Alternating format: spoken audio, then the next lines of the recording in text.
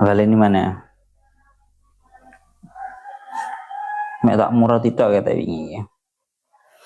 Walau ittaba'al haqqu ahwa'ahum lafasadatis samawati wal ardu wa man fihinna bal atainahum bidzikrihim fahum an dzikrihim mu'ridun.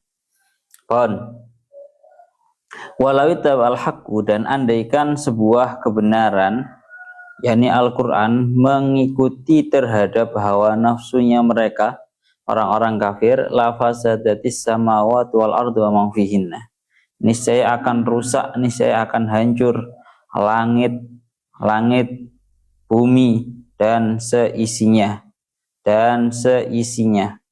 Bal atainahum bidzikrihim, akan tetapi aku datangkan kepada mereka dengan Al-Qur'an yang di dalamnya ada penyebutan mereka. Fahum an dzikrihim mu'ridun, akan tetapi mereka justru berpaling daripada Al-Qur'an. Maten mawon murate an dzikrihim niku. Pun hak mangke teng tafsir Jalaluddin Al-Mahalli nih. Jadi kalau yang di tafsir Jalaluddin Al-Mahalli ini nafsirannya lebih sempit cara bahasanya ngoten.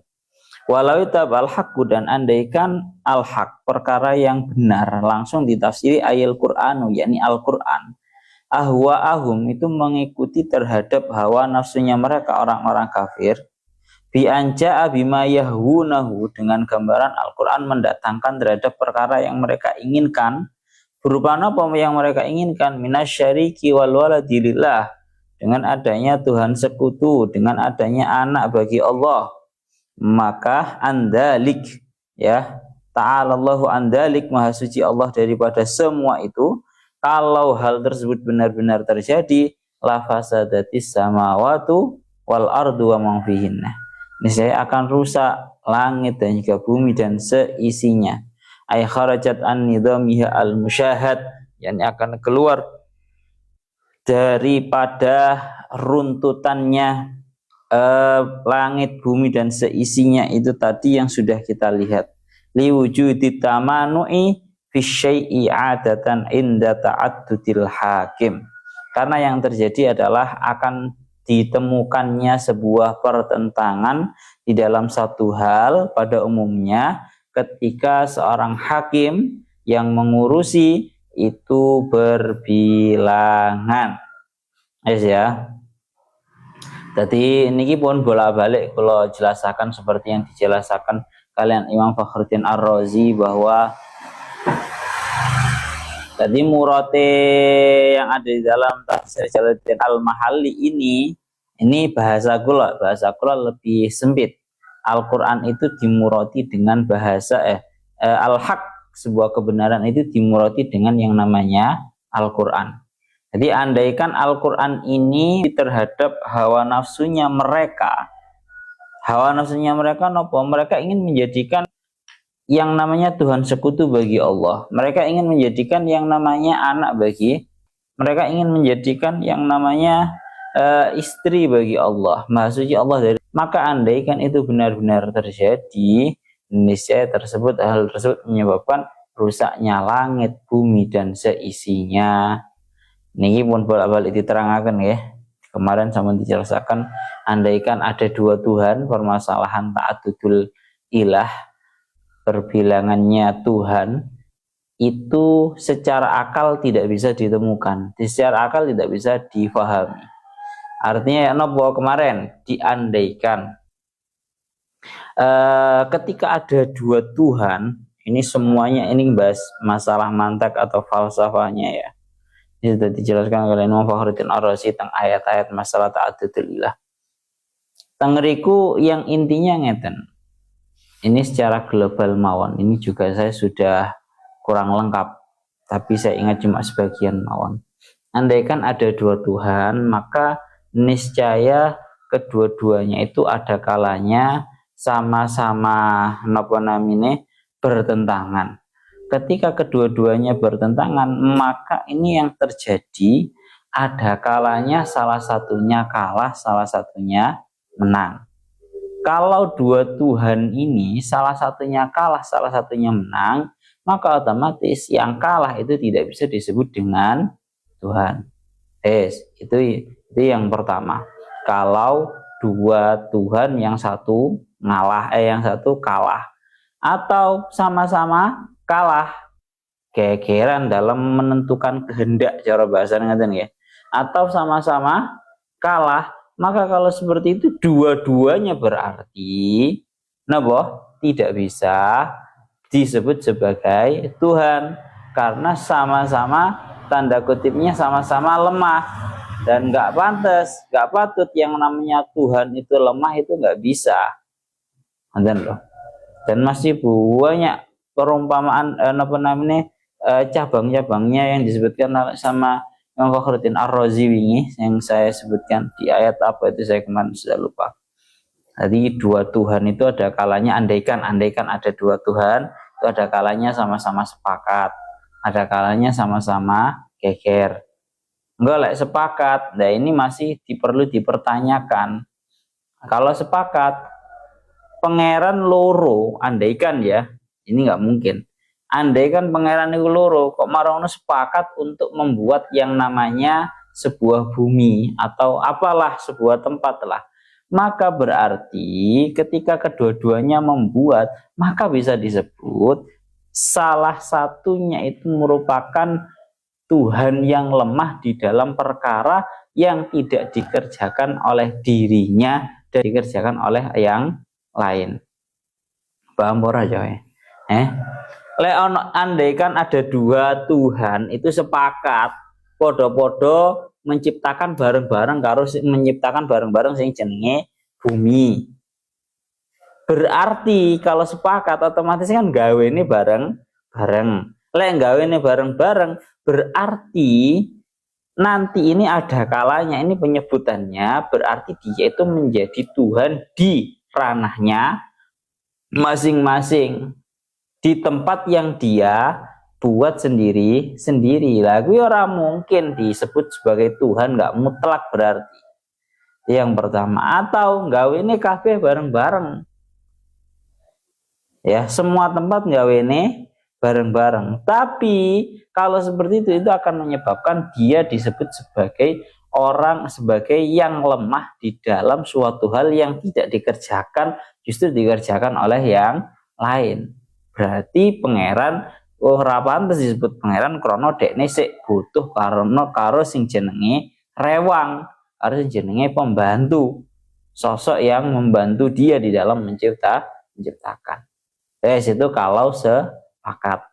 Kalau nggak sepakat, dua Tuhan itu geger. Niscaya yaitu tadi yang akan terjadi. Pertama, ada kalanya secara akal nggak mungkin kedua-duanya menang. Kan benar Pak? Secara akal nggak mungkin dua-duanya menang, itu nggak mungkin. Oke, wes. Berarti kemungkinan yang pertama yaitu salah satunya kalah. Berarti kalau salah satunya kalah, berarti yang kalah itu bukan Tuhan. Atau kedua-duanya bodoh kalah bodoh mati, berarti kedua-duanya bukan Tuhan. Dan seterusnya masih banyak yang dijelaskan sama Syekh Mutawalli Asy'arawi, Syekh Fakhruddin Ar-Razi kemarin. Secara itu namanya ilmu manteknya, secara akalnya itu gak masuk belas bahwa yang namanya Tuhan itu berbilangan. Mulai nang ini akan andaikan Al-Quran sebuah kebenaran itu datang mengikuti terhadap hawa nafsunya mereka, orang-orang kafir. Mereka ingin menjadikan yang namanya Tuhan sekutu, mereka ingin menjadikan yang namanya anak bagi Allah, maka akan rusak langit dan juga bumi dan seisinya. Ya, niku ngoten. Itu bahasa kula tafsiran yang sempit. Kalau tafsirnya Syekh Mutawalli Asy'arawi global, ini bukan hanya ditafsiri tentang Al-Qur'an saja.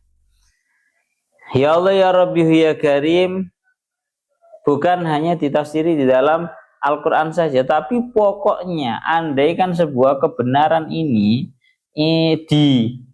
mengikuti terhadap keinginannya mereka, ini saya akan rusak yang namanya langit dan juga bumi, Pak. Bayangnya kalau sebuah kebenaran itu harus diikutkan terhadap hawa nafsunya manusia, terkhusus hawa nafsunya orang-orang kafir. Ya mari niscaya tidak akan ada yang namanya kata aman, niscaya tidak akan ada yang namanya sebuah kesejahteraan, niscaya tidak akan ada yang namanya harga diri. Nah, boh, niscaya tidak akan ada yang namanya juga harga diri. Mulane awak dhewe kan sering toh mendengarkan bahwa yang namanya ya Allah ya Rabbi ya Karim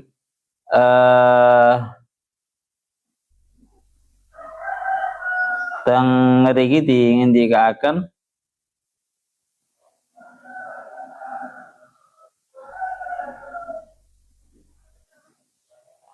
seperti yang ditawakan oleh Syekh Mutawalli Asy'arawi niki.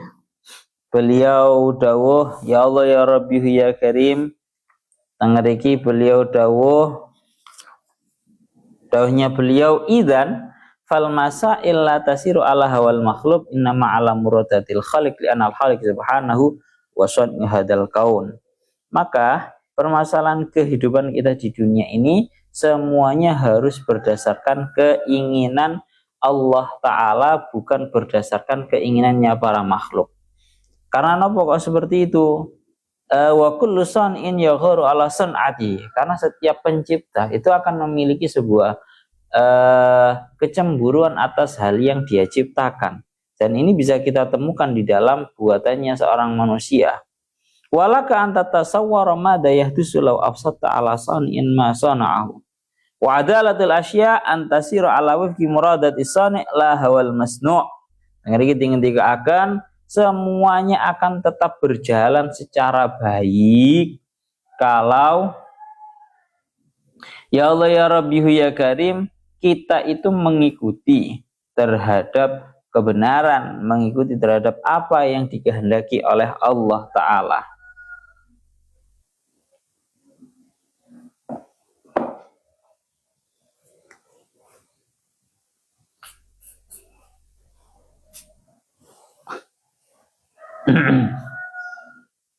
Yes.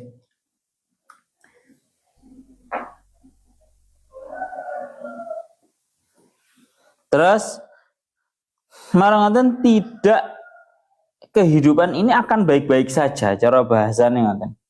Kehidupan ini akan baik-baik saja kalau kita itu menjalankan kehidupan ini sesuai dengan apa yang dikehendaki, perintah dan juga larangannya Allah Ta'ala.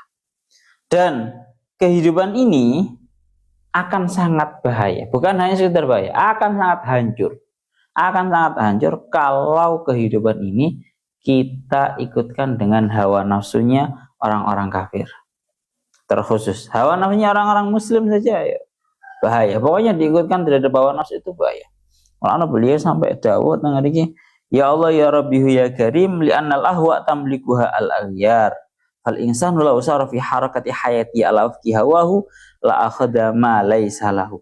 Andaikan yang namanya manusia itu berjalan di dalam gerakan hidupnya sesuai dengan hawa nafsunya, niscaya dia akan mengambil suatu hal yang bukan miliknya.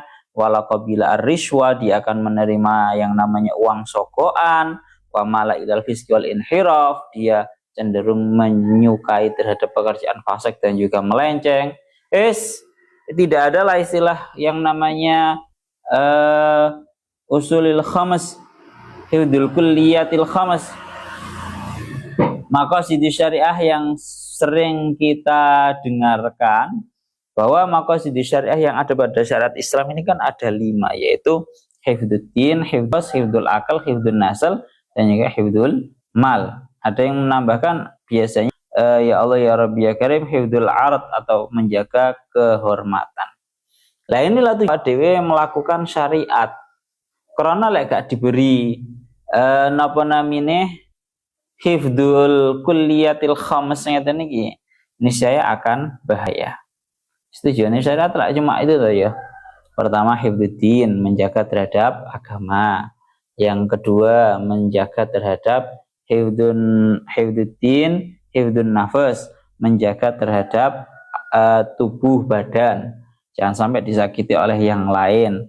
Kemudian yang nomor 3 hifdzul akal, menjaga akal. Yang nomor 4 hifdzun nasl, menjaga sebuah keturunan. Yang nomor 5 yaitu menjaga terhadap harta. Wes andaikan bayangne dhewe lah cah, bayangne dhewe. Andaikan kalian hidup di suatu daerah yang di situ sama sekali tidak ada peraturan yang mengikat, boleh untuk melakukan apapun, niscaya rusak. Ya mungkin si A boleh untuk melakukan hal itu kepada si B, tapi kan tidak semua yang dikehendaki si A itu juga dikehendaki oleh si B. Paham ya? Terus apa lah? Bayang nih, kalau benar-benar itu terjadi niscaya itu tadi, seorang manusia akan bebas untuk mengambil harta yang bukan miliknya. Seorang manusia akan bebas untuk melakukan kekerasan, tindakan kriminal kepada yang lainnya. Seorang manusia akan melakukan tindakan pelecehan kepada yang lainnya. Seorang manusia akan melakukan penghinaan terhadap agama yang lainnya. Bahaya pol. Mulane niku walau tabal haqqu ahwaahum lafasadatis samawati wal ardu fihin. Muka bumi ini akan rusak. Kepingin mengikuti tidak ada bawa nafsunya, wah hutan semuanya ditebang. Rusak. Bahkan bukan hanya bumi ini saja, bahkan langit pun juga akan rusak. Dihentikan kalian Syekh Mutawalla Asy'ari lah. Piye carane menungso iku kok iso ngerusak nang langit? Lek ngerusak nang bumi kan bisa digambarkan kan ya, bahwa manusia tidak bersahabat dengan alam, alam cuma diambil manfaatnya saja tanpa menjaga kelestariannya, bisa untuk merusak yang namanya bumi. Terus piye? Menungso apa iso ngerusak nang langit? Dawuhnya Syekh Mutawalla Asy'ari bisa. Karena ancen penjaluk menungso iku aneh-aneh. Rupane napa? Teng ayat surat Al-Isra ayat 92 teng mriki dingendikaken penjaluke wong kafir niku mereka sampai ngomong ngeten, wa qalu lan nu'mina laka hatta tahjura lana minal ardi yambu'a. Muhammad, aku gak bakalan iman kepada kamu sampai kamu itu membuat untuk kita sebuah mata air yang sangat menyumber, yang sangat kuat sumbernya. Au takuna laka jannatun min nakhili wa 'inabin fatufajjiral anhara khilalaha tahjira. Atau kamu memiliki sebuah kebun-kebun daripada pohon kurma dan juga pohon anggur, kemudian engkau membuat aliran air di sela-selanya. Ani au tus kita sama akama za'amta alaina kisafah. Utawa kamu bisa menurunkan, bahasanya ngeten, menjatuhkan langit-langit atas kita semua. Lah gila. Penjale wong kafir, hawa nafsu nang kafir ku aneh-aneh. Kepingin sing jenenge kabeh langit iki dimbrekne nang wong iku kabeh. Ini bentuk terhadap yang namanya merusak terhadap napa? Merusak terhadap sebuah langit. Autus kita sama agama za'am ta'alina kisama. Pokoknya ruwet kalau yang namanya hawa, yang namanya sebuah kebenaran itu mengikuti terhadap hawa nafsu. Mulanan kula niku sering angen-angen dhewe nggih. Mulanan kula niku sering angen-angen dhewe bahwa kan tadi kan sudah dingendikaken kalian Syekh Mutawalla Asy'ari. Kehidupan ini kalau mau bagus ya mengikuti terhadap apa yang diperintah dan juga apa yang diinginkan oleh Sang Khalik. Bukan kok berdasarkan keinginan daripada makhluk. Nah, ini yang saya contohkan, ini yang menjadi bahan angan-angan saya biasanya. Saya ingin mungkin katakan banyak sekali dari kita orang-orang yang tanda kutipnya perempuan. Ini yang ingin saya bahas. Perempuan di orang-orang perempuan di luaran sana dengan bebasnya, dengan bangganya. Mereka itu ya pertama membuka auratnya mereka. Kemudian yang nomor 2 membanggakan keindahan tubuh yang ada pada diri mereka. Dan ketika mereka diingatkan dengan bahasa, hendaknya kamu menutup aurat kamu, hendaknya kamu tidak menampilkan keindahan-keindahan tubuh kamu, mereka akan menjawab dengan bahasa, ya terserah saya, wong ini tubuh saya, ini aurat saya. Mereka kan seringkali menjawab dengan jawaban seperti itu. Maka tinggal jawabannya mudah. Tinggal jawab saja dengan satu jawaban. Semenjak kapan kamu mendapatkan status kepemilikan atas tubuh kamu.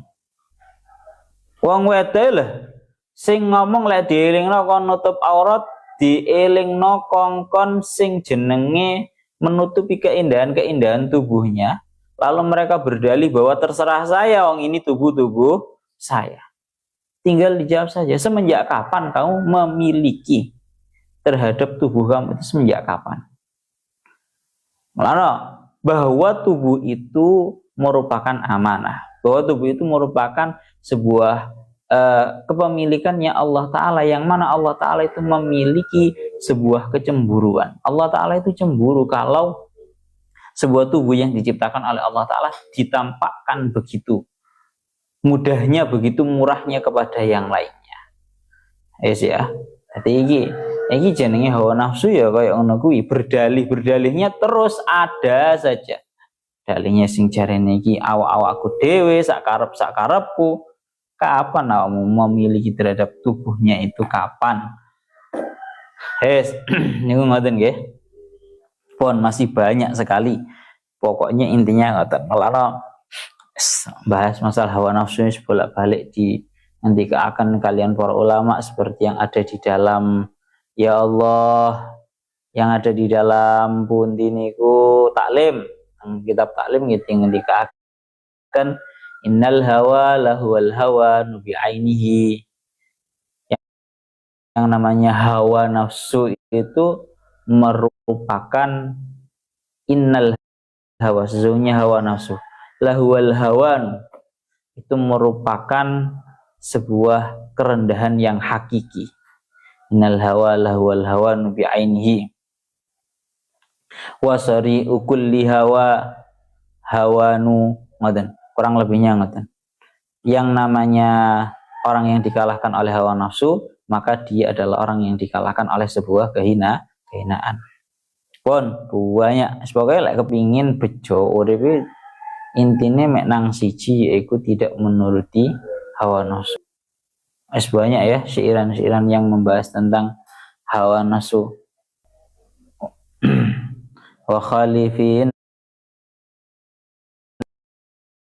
adokan nushafat tahimi, tentanglah yang namanya hawa nafsu juga syaitan. Bahkan sekali hawa nafsu itu mencoba untuk memberikan nasihatnya kepada kamu, curigai. Banyak sekali.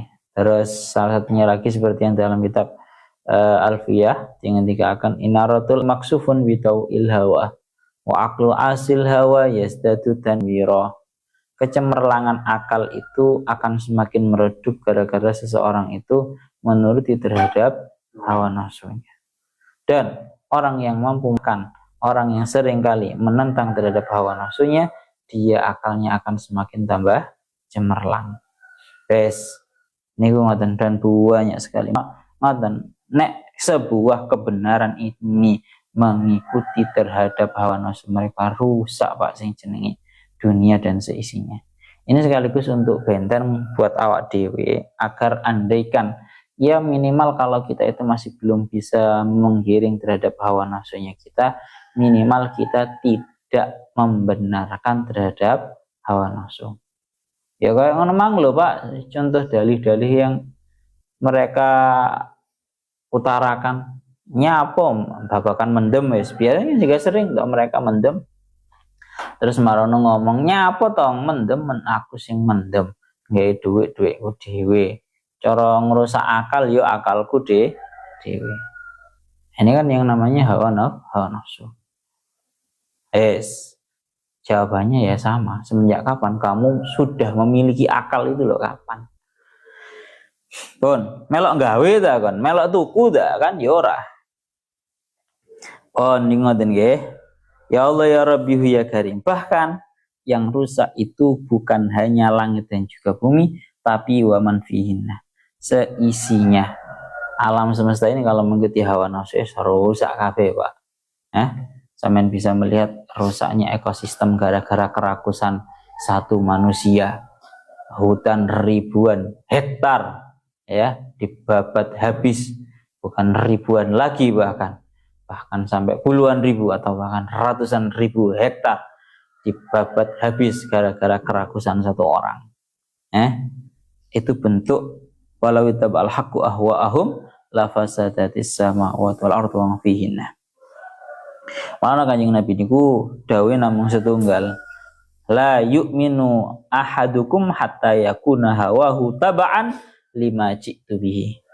Belum bisa dikatakan orang yang beriman secara sempurna salah satu dari kalian semua sampai hawa nafsunya itu bisa mengikuti terhadap apa yang aku datang membawanya. Membawa syariat, membawa ajaran yang dibawa oleh Kanjeng Nabi.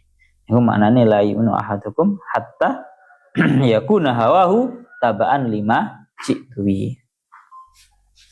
Pon niku ngoten. Ya Allah ya Rabbi ya Karim, iki bahas walau tabal haqqu ahwa'ahum. Ya Allah ya Rabbi ya Karim, berarti intinya Pak keamanan, keadilan, kemaslahatan, dan keberlangsungan kehidupan ini berada di dalam mengikuti terhadap seluruh perintahnya Allah dan juga Rasulnya. Lawat dewe, andai kan yang sebuah kebenaran mengajak kepada sebuah keinginan hawa nafsunya, rusak kabeh. Pon, ngoten nggih. Kita lanjutkan lagi. Ya Allah ya Rabbi ya Karim wa ma fihinna. Lanjut bal atainahum bidzikrihim. Bal atainahum bidzikrihim ay bil Qur'an alladzi fi dzikruhum wa syarafuhum. Akan tetapi aku mendatangkan kepada mereka Al-Qur'an yang di dalamnya terdapat penyebutan mereka dan kemuliaan mereka. Pun tengah iki dingendikaken ngoten. Mulane wingi kan sama dingendikaken ya masalah sebuah kebenaran iki. Wa aksaruhum lil haqqi karihun. Kebanyakan itu justru malah membenci terhadap yang namanya sebuah kebenaran. Jadi kalau kamu melihat bahwa kebenaran itu kok di dalam kehidupan kita itu kok sangat terkalahkan, yaitu karena memang bal aksaruhum lil haqqi karihun. Menawi Abi Zingan niku sering dawuhaken dumateng para putra yang namanya hidup ini ya medan perang. Medan perang di antara apa? Medan perang di antara perkara yang hak dan perkara yang batil. Selamanya kehidupan ini merupakan medan peperangan antara hak dan juga batil. Wes niku dawuh Abi koyo ngono. Pun. Ya Allah ya Rabbi ya Karim. Balatainahum bidzikrihim, akan tapi aku datangkan kepada mereka dengan zikir, artinya Al-Quran yang merupakan di dalamnya terdapat penyebutan mereka, mengingatkan terhadap mereka dan kemuliaan mereka. Mulane teng mriki dingendikaken wal makna kaifa yakrahuna al-haq. Maknanya adalah bagaimana mungkin mereka orang-orang kafir itu membenci sebuah kebenaran. Padahal ma'anal Qur'ana atahum bitasyrifihim wa ta'dhimihim. Padahal Al-Quran ini datang dalam keadaan memuliakan terhadap mereka, mengagungkan terhadap mereka.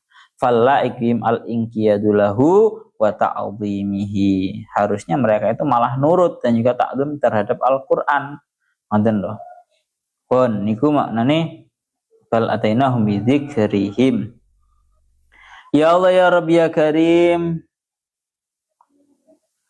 Kula lanjutaken malih fahum ang dzikrihim mu'ridun, akan tetapi mereka justru malah berpaling dari Al-Quran yang di dalamnya menjadi penyebutan mereka. Pun sekarang teng ayat yang 72. Am tas'aluhum kharja fa kharaju rabbika khairun wa huwa khairur razikin. Timuradirin. Niki dingendikaken kalian para ulama sik berarti mondhen am tas'alum kharjan. Apakah justru kamu meminta terhadap mereka sebuah upah? Fa kharaju rabbika, justru pemberian daripada Tuhanmu itu lebih baik, khairun wa huwa khairur razikin, dan Allah Ta'ala adalah zat sebaik-baiknya yang memberi rezeki. On niku ngoten. Tadi ayat ini kan membahas sebenarnya yang dilakukan oleh Syekh As-Sawi. Syekh As-Sawi ini ngendikakan wa sayati khamisun fi qauli amtas alum kharjan. Tadi tengeri niki untuk ayat yang nomor 5 ini merupakan pembahasan yang sifatnya itu menjadi jawaban pula bagi orang-orang kafir.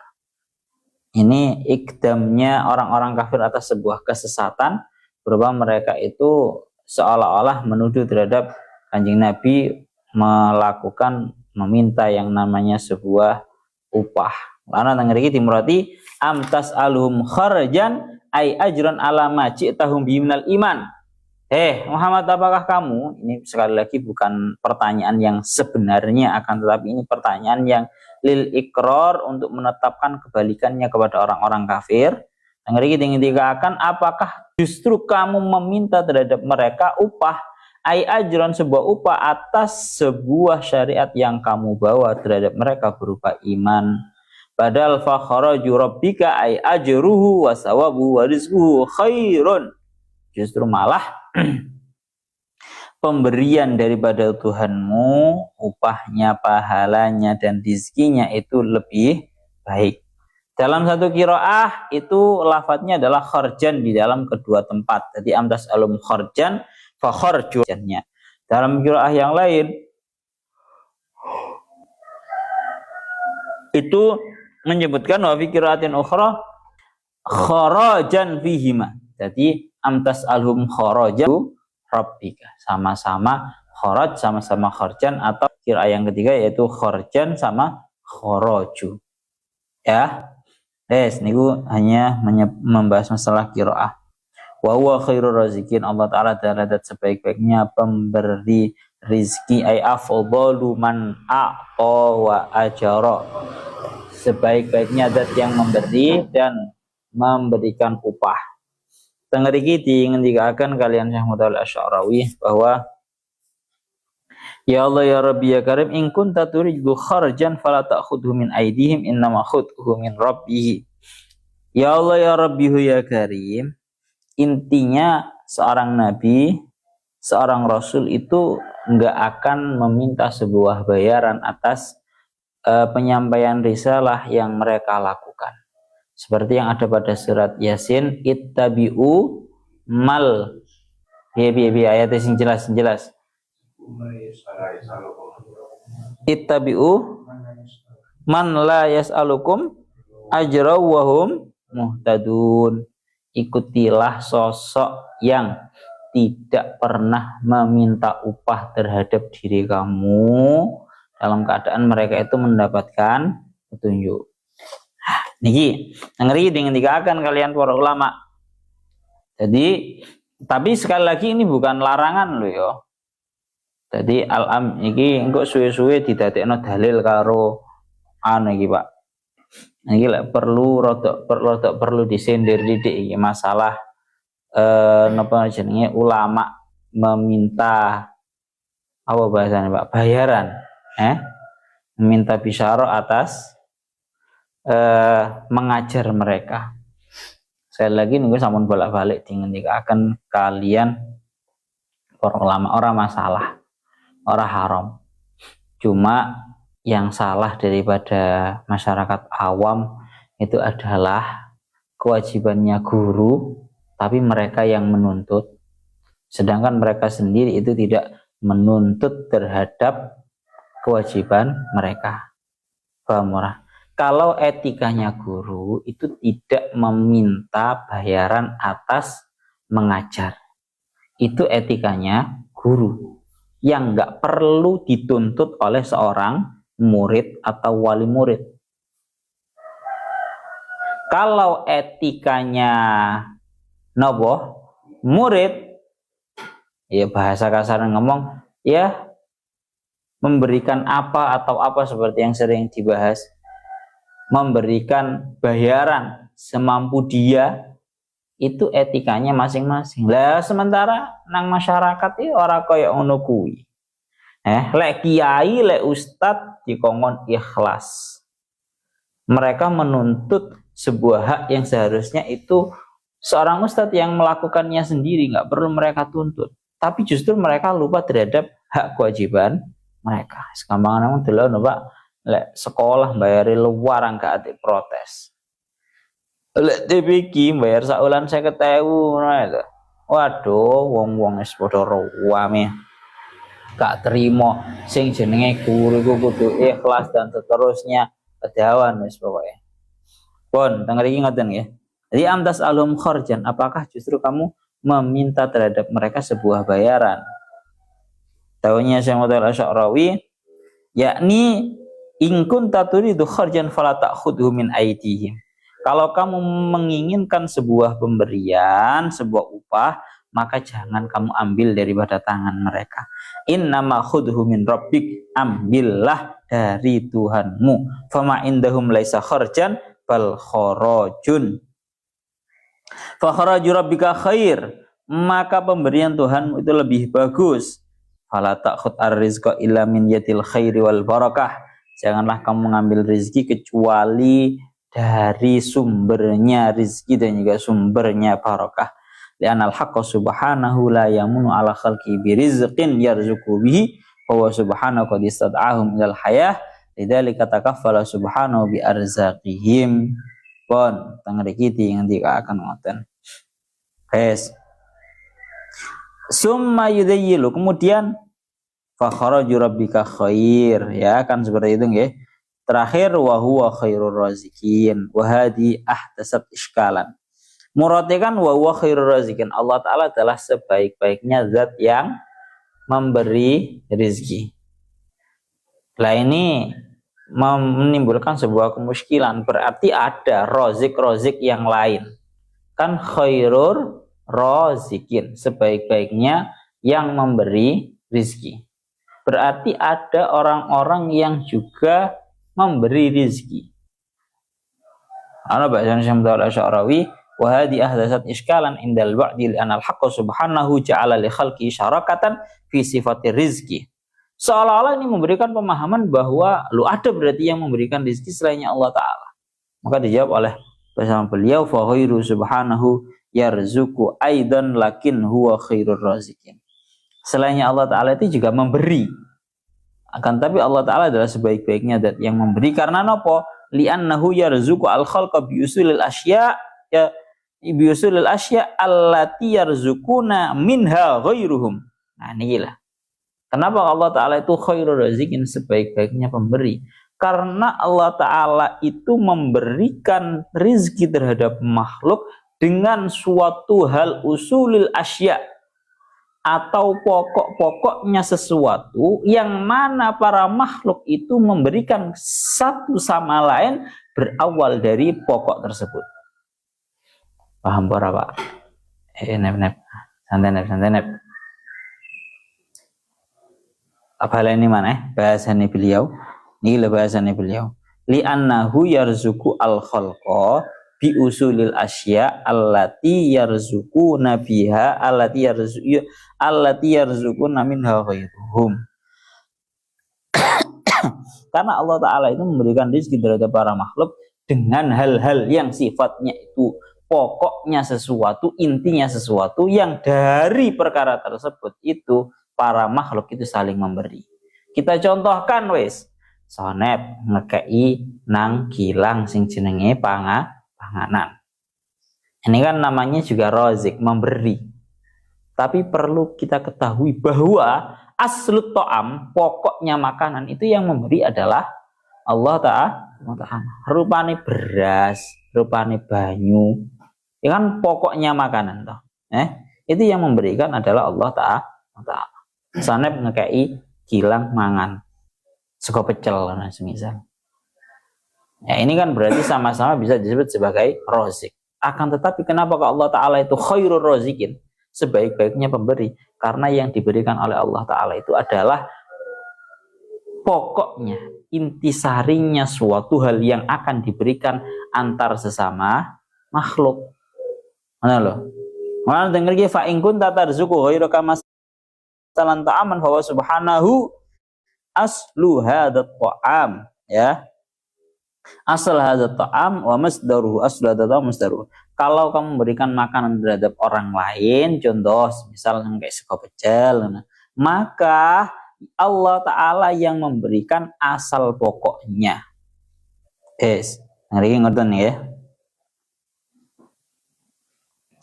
Huwa subhanahu khaliqut turbah wa khaliqul ma' wa khaliqul hawa wa khaliqul badrah wa ma 'alaika illa an a'lam ta'aklaka wastakhdam ta'at-taqata. Allah Ta'ala adalah yang menciptakan tanah, air, kemudian napa iki jenenge udara dan biji, semua adalah Allah Ta'ala yang memberikan kepada kita. Sehingga kalau kita mau mendapatkan hasil yang baik, ya tinggal kita melakukan sebuah proses penanaman yang baik. Itulah proses daripada pemberiannya Allah Ta'ala. Oleh karena itu tengeriki dingendika akan iki iling-ilingan tenan ya lidzalika yaqulul ulama wa ahlul mahrifat nazihu alsinatakum an qauli fulanin fulanun razikun wa da'uha liqaulillahi ta'ala li anna subhanahu wa khaliqur rizqi wa wajidu usulihi wa ma anta illa munawwilun lil ghairi. Tengeriki dingendika akan kalian beliau oleh para ulama hingga ahli makrifat mendauhakan nazihu alsinatakum, bersihkan mulut-mulut kamu dari ucapan fulanun razikun. Oh, itu merupakan orang yang penyumbang utamanya saya. Itu yang memberikan rezeki kepada saya. Saya kalau nggak ada orang itu saya nggak hidup. Kan banyak ya dari kita itu yang tatkala kita itu hidup kita itu bergantung kepada seseorang. Itu lisan kita tersibukkan dengan ucapan yang seperti itu. Fulanun razik. Si bos saya itu merupakan sumber utama rezeki saya. Kalau nggak ada bos saya, nggak tahu saya ini masih hidup atau enggak. Bersihkan mulut kamu dari mengucapkan yang seperti itu. Dan ucapkan bahwa Allah Ta'ala lah yang memberi rezeki. Jadi sekali lagi, syariat Islam itu mengajarkan sebuah moderat kepada kita. Menghadapi orang yang memberi terhadap kita ya eling-elingan ya. Lek ana wong sing ahli ngekeki nang awak dhewe. Lek ana wong sing sifatnya itu yes bahasa kasaran ngomong menjadi jalan utama rezeki kita.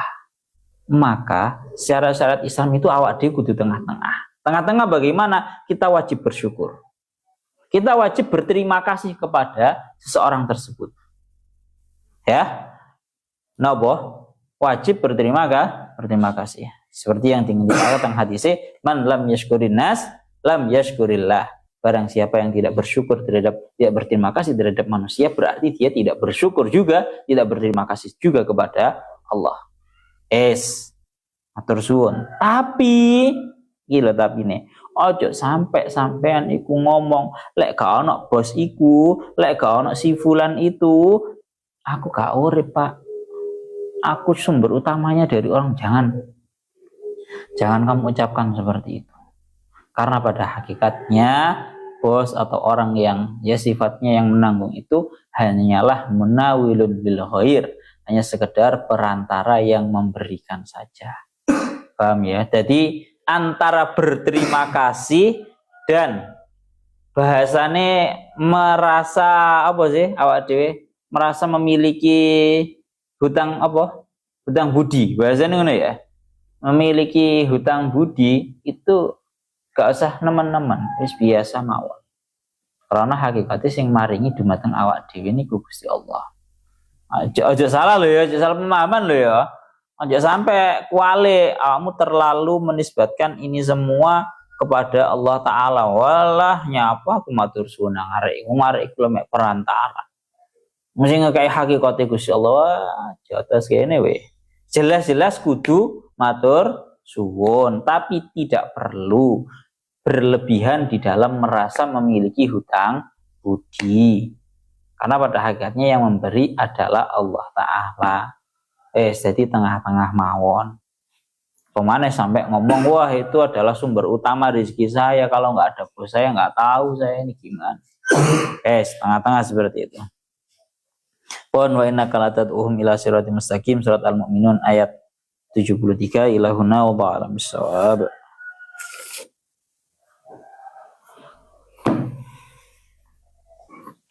Matelahe kurang akeh dadi mek titik.